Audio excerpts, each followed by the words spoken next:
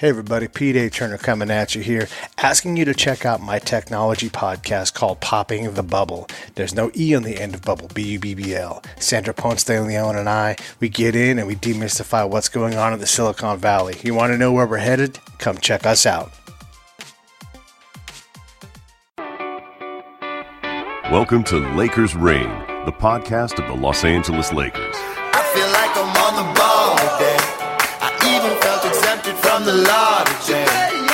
It's like this revelation dawned on me. It's so amazing, help support the cause. I get everyone involved. Get access behind the purple curtain for an exclusive look into the championship pedigree of Los Angeles, the lifestyle, the music, the vibe. Here's your host, Nick Hamilton. Single shot of whiskey, can make it double. All my people with me always making trouble. Ladies and gents, welcome to another edition of Lakers Reign podcast, where we make it rain all over the NBA. I'm your host, Nick Hamilton, once again. Lots going on in Lakerland these days as we watch the debacle by David and Goliath, better known as Ben Simmons and Joel Embiid, on Wednesday night, as they took it to the Lakers, the young Lakers, I might add, and showed them what trusting the process really means. Now, Joel Embiid came off a monster game on Monday night against the Clippers, so Wednesday night was no different. If anything, he upped the ante. And of course, this is the same Joel Embiid who actually trolled LeVar and Lonzo Ball early on before the season even got started. Later on saying, hey, you know what? I was just having fun. I have no quarrels about Lonzo's game. I think he's great. And that's Joel Embiid. And I think Joel Embiid is a guy who's having fun. When he's having fun, you get the best out of him. And right now, he's having a whole lot of fun. And you got a guy like Ben Simmons who is the real deal. Say what you want, but Ben Simmons is the real deal. And yeah, you say, oh, he doesn't have a developed shot. Well, that's going to come with time. As the great Jerry West once said, it takes, for 90% of the players, it takes about a good 3 years to really evaluate them and see who they truly are as players. After the 3-year mark, you can pretty much, either they're going to be great or they're going to be a bust. And that comes from the greatest evaluator of talent in the NBA ever, in my opinion. So don't worry about that. I'm looking more at Lonzo Ball. Now, obviously, Kyle Kuzma, Brandon Ingram had big games on Wednesday night. Brandon Ingram continues to impress. I told you guys early on, many podcasts ago, that Brandon Ingram is going to emerge at some point. And lo and behold, look at what he's doing now. So the Lakers, yes, they stopped the bleeding, a 3-game losing skid in Phoenix on the road. They had a great performance.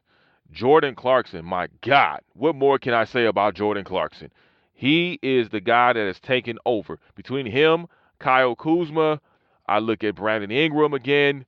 These are guys that are really stepping it up. These are guys that are really playing hard, that are really giving it their all, and they're taking it to their opponents. Whether they win, lose, or draw, as Luke Walton said in a press conference, a post-game press conference, I might add, hey, I don't want to face the Lakers because they're giving it to us every night. Win, lose, or draw, they're going to give it to us. They're going to play hard. They're going to run up and down the court. And that's exactly what they're starting to do. So I think some things are starting to gel with the Lakers right about now. But the one person that isn't gelling is Lonzo Ball. And yes, Lonzo Ball had a great triple-double. Congratulations to him. I think that was absolutely a great accomplishment. He's the youngest player to achieve a triple-double since LeBron James. I don't take anything away from that accomplishment. All accolades go to him for that. But let's get back to reality. Let's get back to ground zero. And Lonzo Ball is a guy that continues to struggle.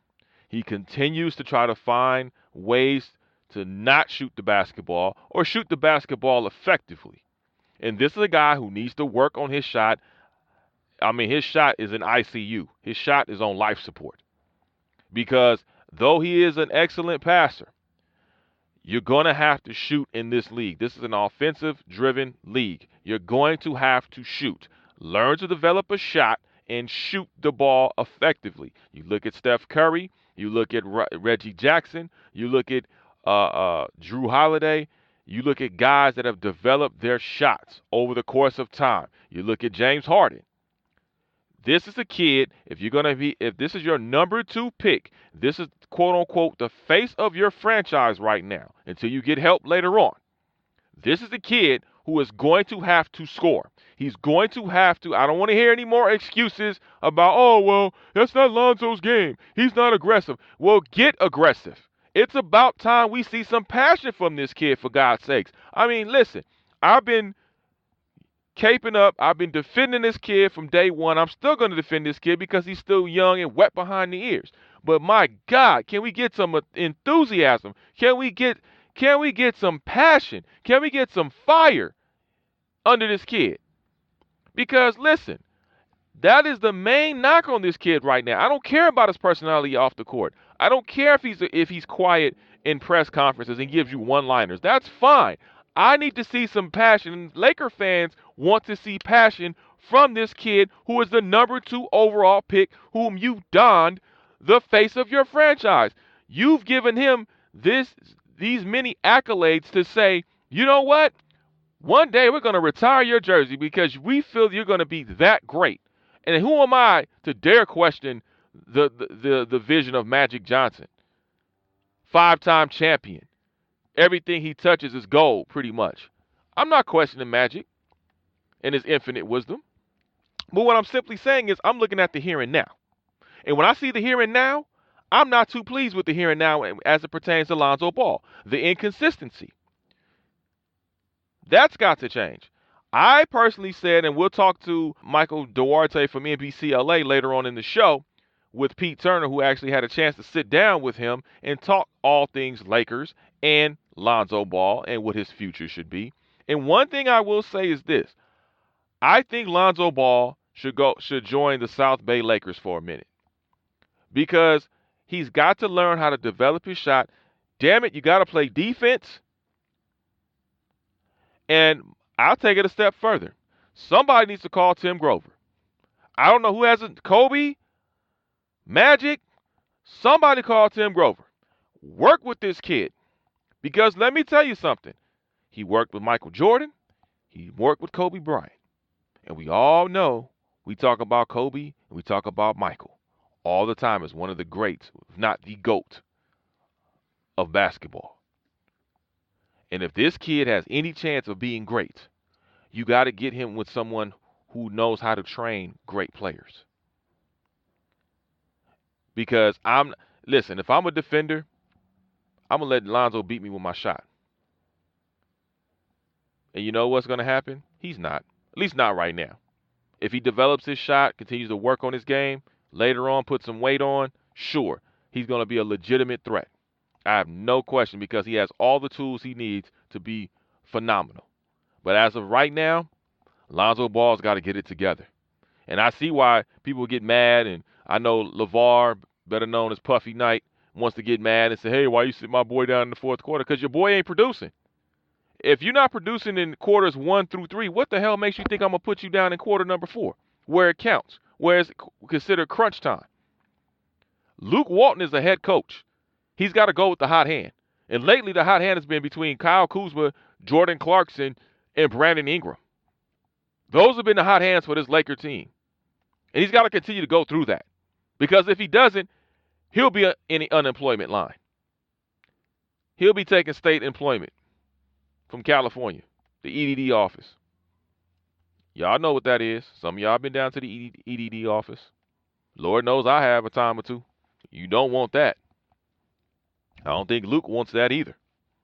We'll see if they get it together. But this Lakers team, like I said, as I told you guys before, it's going to be peaks and valleys, ups and downs, smiles and frowns. We got to deal with it. Not to, steal the Sixers moniker, but it's a process. Got to trust it. Got to trust it. Got to trust it. So, I'm going to turn it over to my man Pete Turner, who had a chance to sit down with NBC LA's own Michael Duarte, who covers a lot of LA sports, including the Lakers. And they had an interesting sit down about the state of the Lakers, Lonzo Ball, and many other players in purple and gold. Check out the interview. You might be surprised at what you hear. Hey, thanks, Nick. I'm here at Cafe Solar de Cahuenga with local sports icon. I'm going to call you an icon, man. I don't know if I get that status just yet, but thank you. I'm flattered. Icon in the making, then. Emerging there icon. There you go. That's I like that. Rising star. Rising. No, you're more than rising. Shoot, one of the biggest media markets in the world, and you're on one of the flagship networks, so it's pretty. That's pretty true. lovely. That's true. Here's where my sports career went. I got a mass comm degree way back when in the 90s, the early 90s. And, dating yourself now. Yeah, I went to Kalispell, and I couldn't even get it. I picked the bottom 10 markets and said, I'd like to come and hold a camera, anything. And they're like, plenty of white dudes already, plenty of guys like you. See you later. Really? And they said no. Could not get a job. So I ended up joining the Army. By the way, this is not my interview. This is you. You are Michael J. Duarte. I'd like to learn and absorb the knowledge as we go. Michael J. Duarte, you are an NBC sports reporter. You cover all kinds of sports here, to include the Lakers. I'd like to talk to you a little bit about that team. But also, because you have such a big picture image of Lakers sports right now, the Dodgers are clearly championship caliber competitive. The Rams are dominating. The Angels, we're not sure, not even really rebuilding, but you know how baseball is. Two guys have a career year. You spend some money on, heck, you get you get Giancarlo Stanton, and the next thing you know, you're doing something else. So how do you see the Lakers as an emerging team? Are they on a path that, you've been in LA forever, so you've seen the teams go up and down. Do you recognize this path that they're on as a path that leads to somewhere good? Yeah. I mean, Wednesday's matchup, which featured the Los Angeles Lakers and the Philadelphia 76ers, for those who saw it as Staples Center, was kind of exactly what you're discussing. Two teams who have tried to rebuild in similar fashions through the draft with young players, adding veteran pieces here and there to teach the young guys. They know it's a process. They know this is a 3 to 5 year plan down the road. You've seen this kind of rebuild before. Now, with that said, there are teams who have expedited and made that rebuild much more rapidly than other teams. Look at the Boston Celtics, who, went from one of the worst teams in the league, boom, to a playoff team. Now, within 2-3 years, they're perennial leaders in the East. They won the Eastern Conference last year. They're on a 13-game win streak. They're the favorite this year. So you've seen it happen faster. I think for both of those teams that you saw last night, the Sixers and the Lakers, they are on the same trajectory where they are trending in the right direction. As long as you continue to improve each and every year, develop your talent. Magic Johnson, the new president, just said, you're just one piece away from contending in the playoffs, contending for championships. And this is also an interesting time period in the NBA. We go through eras. Obviously, you saw the 70s eras where the bigs dominated the league, and then you come in and you have, in the 80s, you have Magic Johnson versus Larry Bird, and you go into the 90s and Michael Jordan completely dominated that era, and then in the thousands it was Kobe's turn to kind of dominate that era as Shaq starts to come in and they created this formidable duo, and then you saw when LeBron came into play, it wasn't a duo anymore. You needed 3 superstars in order to compete. And you had the big 3 in Miami, and then the Warriors created their own big 3, and then they add Kevin Durant. So it's a time period when you have the Warriors so dominant, so young, so together for the next few years. You have LeBron still at the peak of his career. So if you are a team like the Lakers, like the Sixers, some of these younger teams, if you can just wait a few more years for those other teams to kind of get their chips and settle down, it will be your time to rise. So I think as long as they don't do anything too drastic, trade away a lot of talent or picks, I think they're right on the right trajectory right now. How do you pick a path? I mean, because you have a team that's, like right now today, the Lakers are in second place. They wouldn't make the playoffs, but, wins are, I hate to say wins aren't your friend in this case, but you can get stuck in the middle ground hoping that LeBron comes. You're hedging, but you're trying to develop young guys, and it's really tough to pick a path. Magic clearly knows what he's doing. Rob Pelinka is a wonderful guy at evaluating talent. He's represented talent. He knows what he's doing. how do you find that middle ground? Because you can, without knowing it, overplay in one direction. We're like, man, we really should have. Brook Lopez is a great example. He's a guy that will drop 30 points in the bucket throughout the season. And he's a good guy. Like, you don't really have to worry about center right now. Maybe in a couple. So how do you balance that when it's such an unknown? You've got this piece of clay and it's so malleable, but like you go to build something and it's like, oh, it's not these smaller whip-it tall guys anymore. Now it's a bunch of Charles Oakleys out there. Like with the Pistons, right? They had that era in between the Lakers and everything. The role players were kind of talking about that. That was the thing with the Shaq Kobe years with the Lakers, is they had these role players around. They had Rick Fox, guy who could stay on the perimeter and shoot a three, but was great defensively. Very, very underrated defensively, Rick Fox. And I know Foxy well, so he'll like that. I'm giving him clout there. But a guy like Brian Shaw, who on those teams who could come off the bench and hit some threes. Luke Walton was a role player on those teams, so he understands that. And there's two parts to your question. Like you said, it is a delicate balance. But the biggest thing is these seasons where you're going to be down, and let's take LeVar Ball's prognostications aside, where they're going to make the playoffs and go to the championships, and his son Lonzo's not going to lose to the Warriors in the Western Conference Finals. Let's take all that out.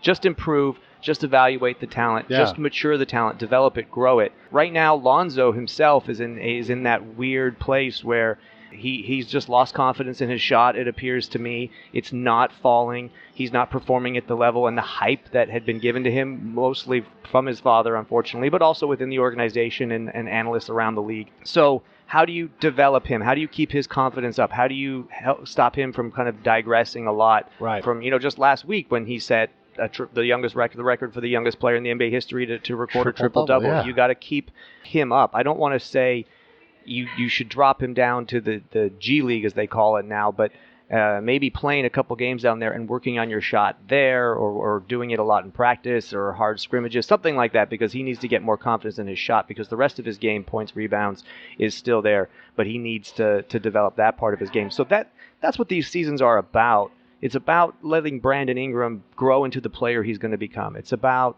you kind of know right now what Julius Randle is. He's coming off the bench, but he can score quickly. He can put up points, rebounds. He's kind of an all-around player in that regard. You want to see what Kyle Kuzma is. Boy. This is a guy who might be the best rookie above Lonzo Ball on this Lakers team this year. So you want to see what you have from him. Another guy like Jordan Clarkson, who's getting more and more playing time. Yeah. He's played both fourth quarters where Lonzo Ball has sat the last two games. So you want to develop those talents. And then, as you mentioned, it's that delicate balance of adding pieces to them that doesn't hinder that growth. And I think the answer to your question is two-sided. It's a guy who is a veteran, who's unselfish, who's willing to play on a team that's on a down year, on the wave up. Right. And also the money works. Because at the end of the day, it comes down to money. So they shipped out a guy like Timothy Mozgov to Brooklyn, even though he could have been one of those guys. But they shipped him out because his contract was going to handcuff this team down the road.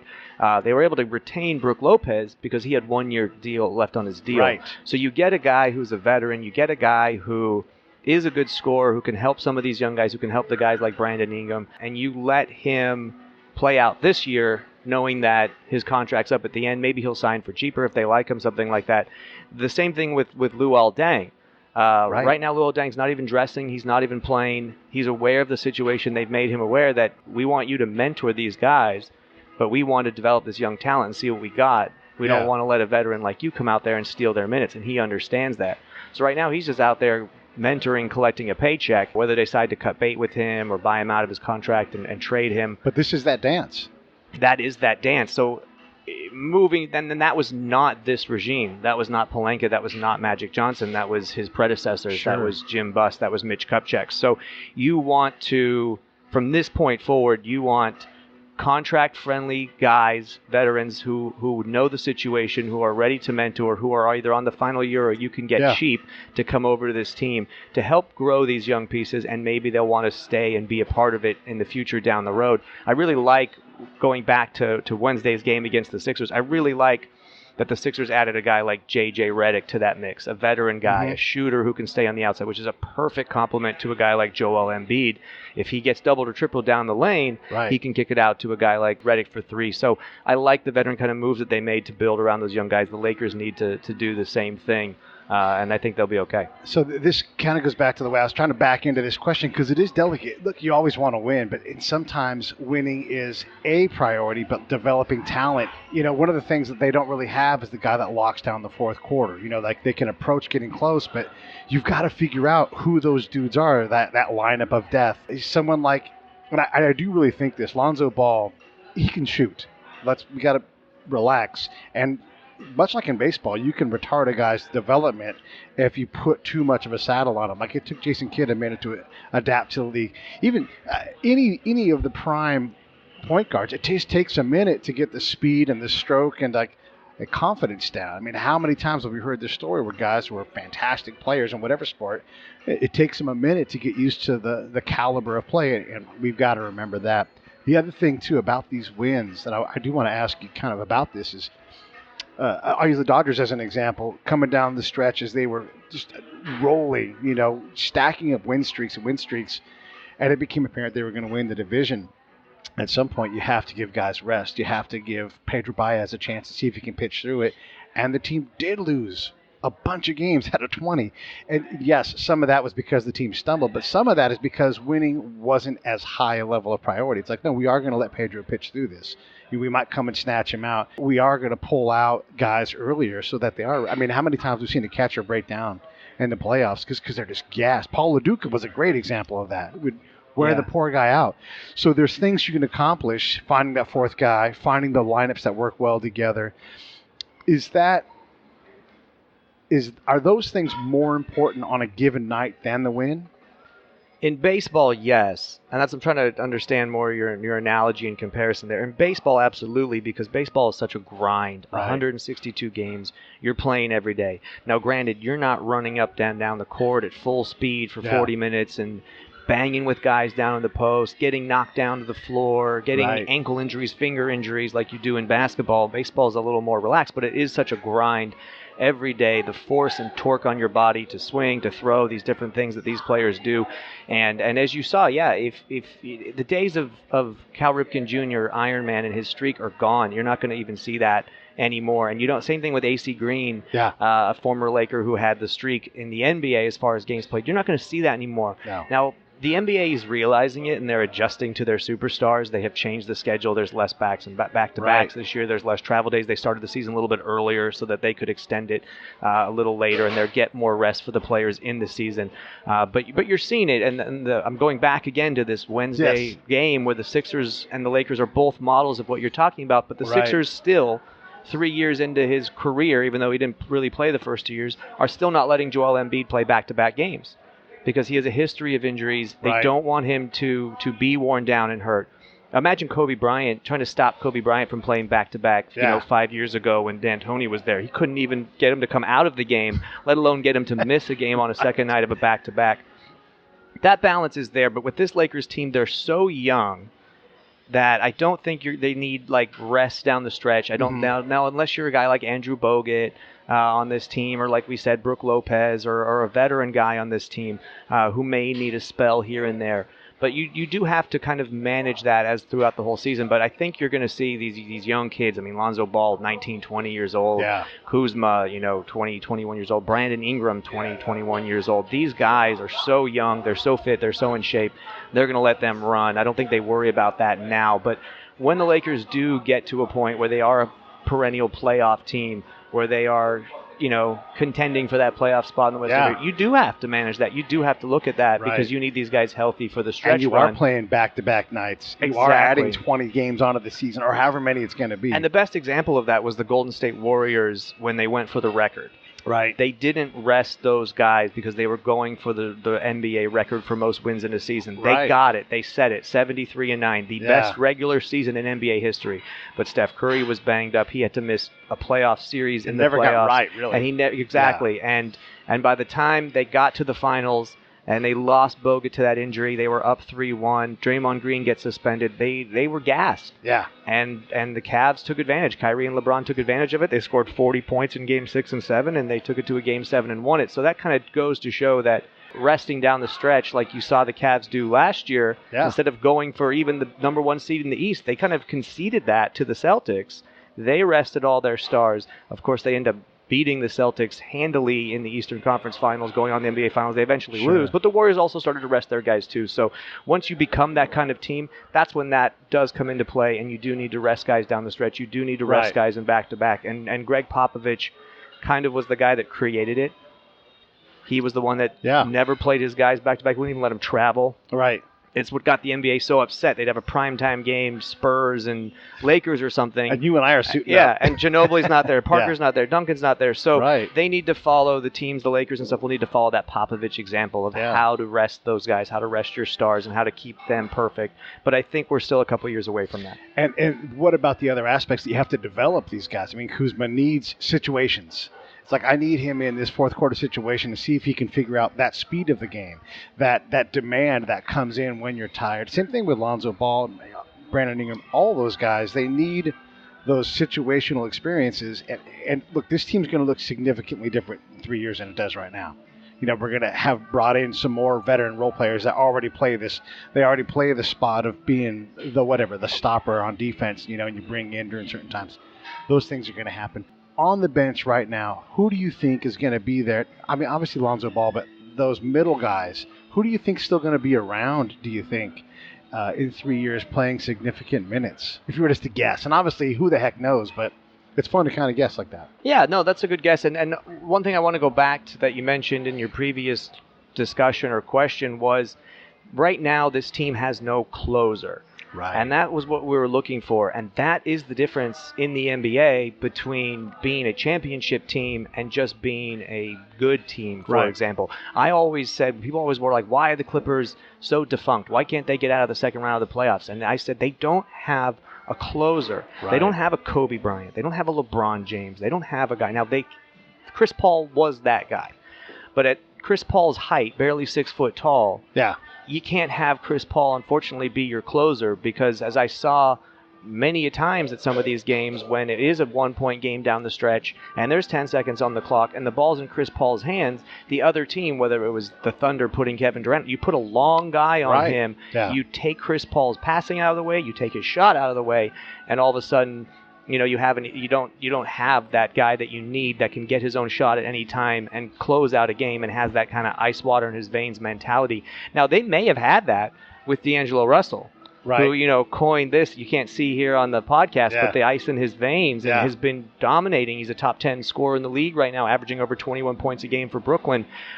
I understand why they traded him away. He needed to be the piece to get Mozgov off of your team, and you didn't want there to be a competition between him and Lonzo Ball, but I fully believe that Lonzo could still play the point and Russell could be your two guard, especially the way he's shooting and scoring, and they could have coexisted together, and he could have necessarily maybe been your closer down the stretch. Right now, they don't know who that guy is. Right. I'm hoping it could become Brandon Ingram, but I don't think he can necessarily create his own shot right now. ISO situation, ball in his hand, like some of these other closers. Like Kyrie is becoming that for the Celtics and stuff. Maybe it could be Kuzma, but Kuzma likes to get a pass and stuff too. They don't have that. And either on this roster, and we look at the roster now as you have it, you know, Lonzo Ball is going to continue to get minutes this season and down the future. They need to develop him and grow him no matter what people say. A guy like Jordan Clarkson, I still think is going to get some playing time, but they kind of know his role. He's under contract. Kuzma is the guy that you're going to develop and get there. He's going to get a lot of playing time, especially with Larry Nance Jr. hurt, but I think they really also like Larry Nance Jr. And Kuzma's development with him hurt right now is only a benefit to that team. It's only a positive because if they need to go to Kuzma off the bench late in this season when Nance is healthy, that will work. Randle, that's the one question that people in Los Angeles are discussing. Why isn't Julius Randle playing as much right now? And I think because him and Kuzma play, you know, a similar position, they know what they got with Randle, so they're bringing him off the bench. They know when they need his energy, his spark, his scoring, and I think that's why you're seeing them. But I do think Julius Randle is part of this future, whether it's going to be to trade to get a big star back or whether you want him as your sixth man. He is going to be a part of it. But those guys you're going to see as part of this future this season, unless you're going to see guys like Brook Lopez take a step back. You're going to see guys like Corey Brewer's playing time, Andrew Bogut's playing time. Those guys taking step backs as far as their playing time. You know, Zubac has not been playing as much recently either. I know he had some health issues, and now you have Bogut. You're getting him some time. So I'm worried maybe about his development, but they might see some flaws in his game, which is another reason why they're playing Bogut and Lopez over him. But that's a guy I think you're also going to develop and see what you got with him as time goes on as well.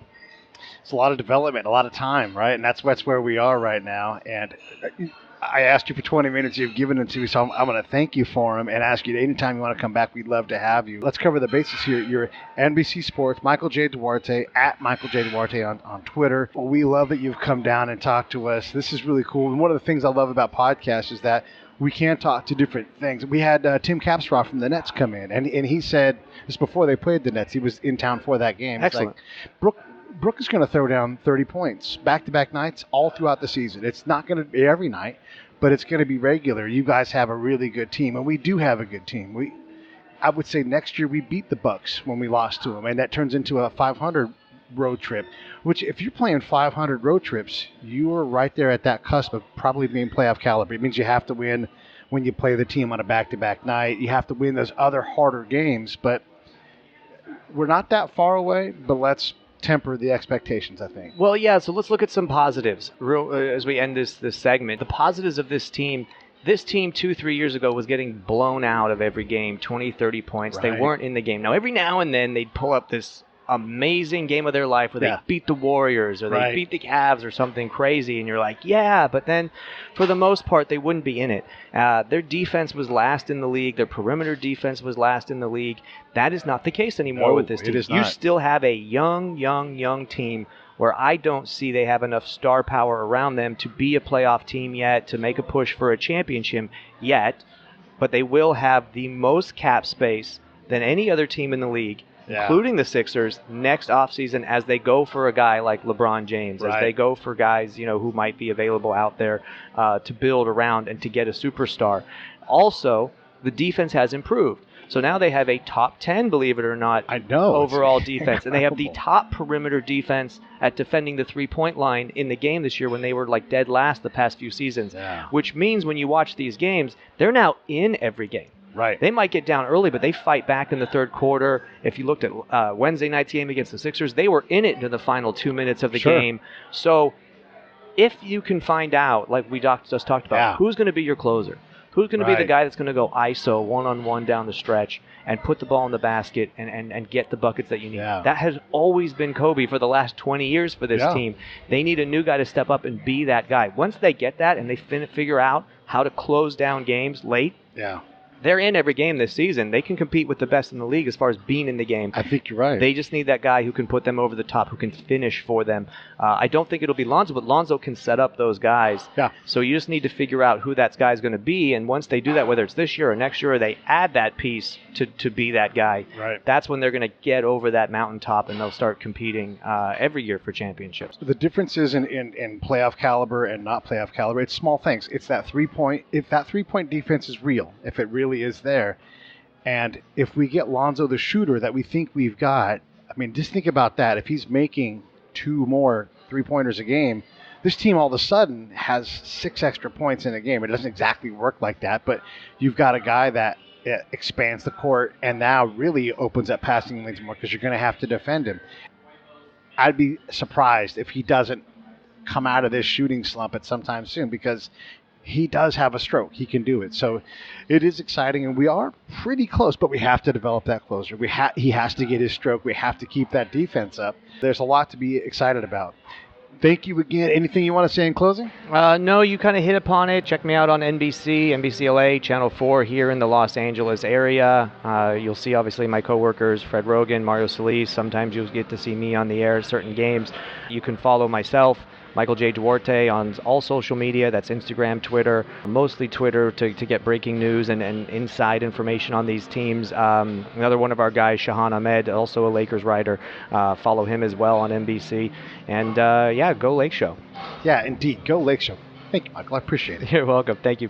And we'd like to thank Michael Duarte from NBC LA for appearing with my man Pete Turner, having a one-on-one sit-down about all things LA Lakers and Lonzo Ball. Thank you so much, Michael, man. I appreciate the insight. And he agrees with me that Lonzo should definitely be in the G League.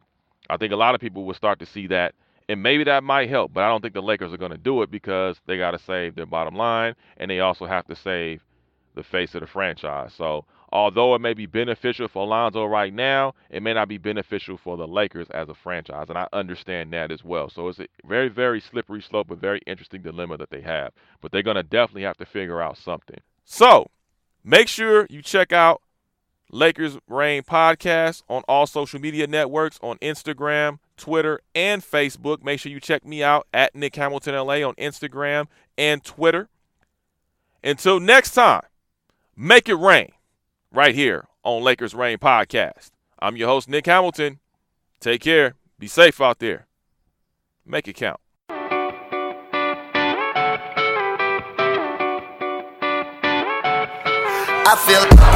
You've been listening to Lakers Reign. Thanks to the Los Angeles Lakers. Executive producer Pete Turner. Producer John Leon Guerrero. Musical director DJ Severe. And your host, Nick Hamilton. Intro track On the Ball by Bryce Vine. We'll see you next time on Lakers Reign.